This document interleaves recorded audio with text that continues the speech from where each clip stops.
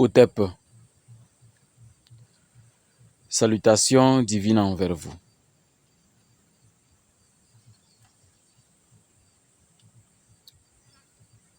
Cette matinée,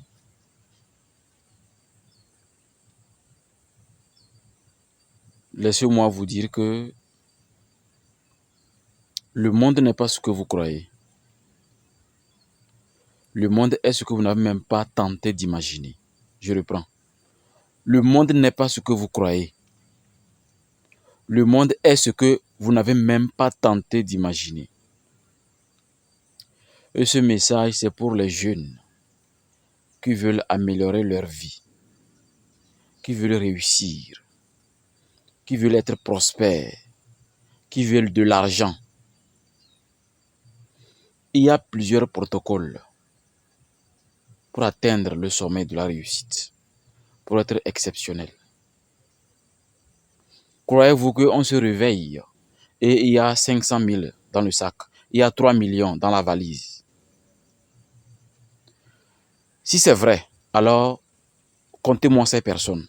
Vous n'allez pas trouver 2 par pays. Il n'y a que la vision, la persévérance, l'humilité, la sincérité. Utilisez l'hypocrisie comme papier hygiénique et utilisez la sagesse comme un papier. Parce que entre papier hygiénique et papier, c'est 2 choses différentes. Alors, je voulais vous rappeler encore une fois que j'ai reçu ici à N'Djamena des jeunes qui sont vraiment exceptionnels. La plupart sont des universitaires. Et vu à quel point beaucoup veulent réussir, je me suis dit, nous allons organiser un séminaire bientôt à N'Djamena. Je vais encore revenir ici à N'Djamena. Nous allons organiser un séminaire spécifique. Mais je fais cette vidéo avant de quitter N'Djamena en vous disant tout simplement que la réussite, elle se construit par quelqu'un qui a déjà traversé. Je reprends, la réussite, elle se construit par quelqu'un qui a déjà traversé des routes, des carrefours, des chemins, des rivières, des océans. Il y a une formule ancestrale que mon grand-père m'a toujours répétée avant de mourir en 2005. Quand nous étions au champ, mon grand-père me disait ceci. Le molka yor mama, comme poule kala yor mama. Mansa jojo wene. Il me disait tout simplement que, en fait, mon grand-père a beaucoup voyagé à leur époque. Pour ceux qui le connaissent, hein, il n'a jamais mis les tapettes jusqu'à mourir. Il marche pieds nus. À l'âge de 100, selon les estimations, 100 et quelques, 25 ou 30, 130 ans. Il a fait beaucoup de voyages pour chercher de l'argent cultivé, chercher les femmes, beaucoup de choses. Et il me dit, lui, il est tombé dans l'océan, dans la mer.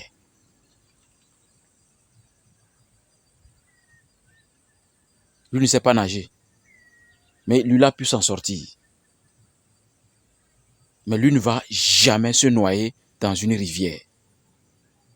Vous imaginez quelqu'un qui, dans un profond océan, a pu s'en sortir par tous les gymnastiques possibles.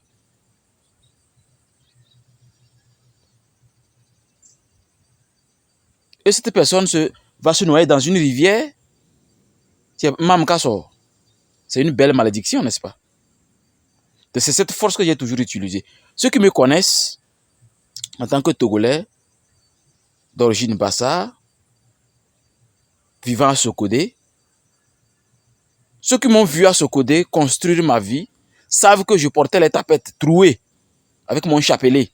Je marchais sur 3 km de Bamadolo jusqu'à Affaires sociales. Parce que je travaillais chez les sœurs. Durant 5 bonnes années, avec mon chapelet, avec mon comportement bizarre. Et aujourd'hui, je suis dans la propriété. J'ai tout ce dont j'ai besoin. Je voyage comme je veux. Et un salopard va croire que je me suis réveillé et tout est là. Jeunesse, réveillez-vous et mettez-vous au travail. Soyez orientés par ceux qui ont traversé. Soyez orientés par ceux qui ont traversé. Et non ceux qui, du jour au lendemain, s'érigent. Nous connaissons même des gens qui ont abandonné leur métier juste pour devenir des hommes spirituels sur les réseaux sociaux. C'est dangereux. Allez à la recherche de l'information. Trouvez des personnes sérieuses et orientez-vous. On ne se réveille pas pour trouver beaucoup d'argent, commencer à vivre. Non, non, non. On travaille dur sur soi. On ne travaille pas dur dans la société. Non. On travaille dur sur soi.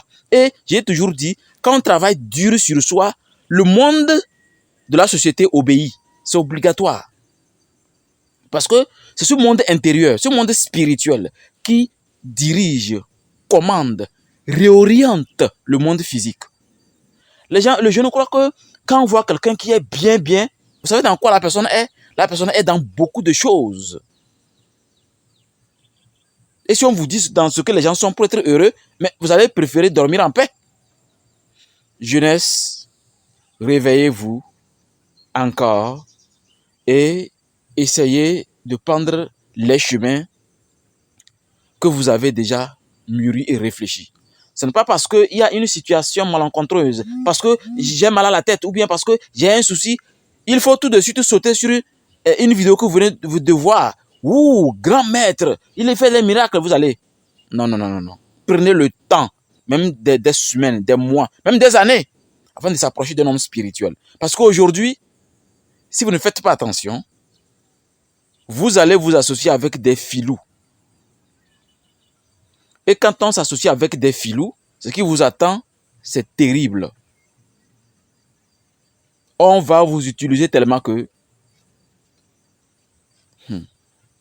En tout cas, sachez que, je reprends ma formule tout simplement, le monde n'est pas ce que vous croyez. Le monde est ce que vous n'avez même pas tenté d'imaginer. C'est ça le monde. C'est dans ça nous sommes. Et quand il vous arrive de vouloir résoudre une situation, rappelez-vous de ça. Et réfléchissez bien. Est-ce que cette situation a forcément besoin d'une intervention spirituelle? Parce que tout n'est pas spirituel. Imaginez dans un foyer, ça chauffe. Mais quand ça chauffe dans un foyer, cela n'a rien de spirituel. C'est d'abord la spiritualité des deux personnes qui se battent. Ou bien qui sont dans la dissension. C'est quand ça c'est résolu que peut-être une intervention extérieure peut les aider. Mais vous dites que mon mari dort rarement à la maison, je veux qu'il dorme maintenant à la maison, quel rituel? Non, non, non, c'est pas ça. C'est pourquoi quand une femme, moi, me contacte, ou bien un homme me contacte par rapport au foyer, je vais d'abord écouter et l'orienter sur d'abord comment il faut appliquer les choses au niveau moral. Parce que l'homme a son rôle. Je me rappelle, je disais à un homme ce qu'il devait faire. Il était étonné que c'est lui qui devait faire ça. Laissez-moi vous donner un exemple. Comment vous êtes sur le lit? Vous êtes sur le lit, vous faites des grimaces, et c'est la femme qui est pressée d'enlever le caleçon. Mais ça, c'est grave. C'est l'homme qui enlève le caleçon de la femme. Et vice-versa.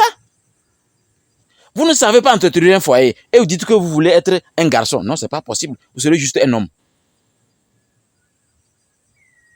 Donc, je crois que quand vous voyez quelqu'un, ne l'enviez pas. Les gens ont traversé beaucoup de choses. Et si vous ne faites pas attention, eh bien, les gens sont capables de vous enterrer vivant. Imaginez les gens qui ont vraiment traversé et qui sont devenus, par exemple, ministres, députés ou présidents par des moyens normaux. Mais si vous les provoquez, c'est grave. Un entrepreneur sérieux, vous le provoquez, c'est grave. Un père de famille sérieux, vous le provoquez, c'est grave. Le monde n'est pas ce que vous croyez. Le monde est ce que vous n'avez même pas tenté d'imaginer. Vous avez compris? Ok.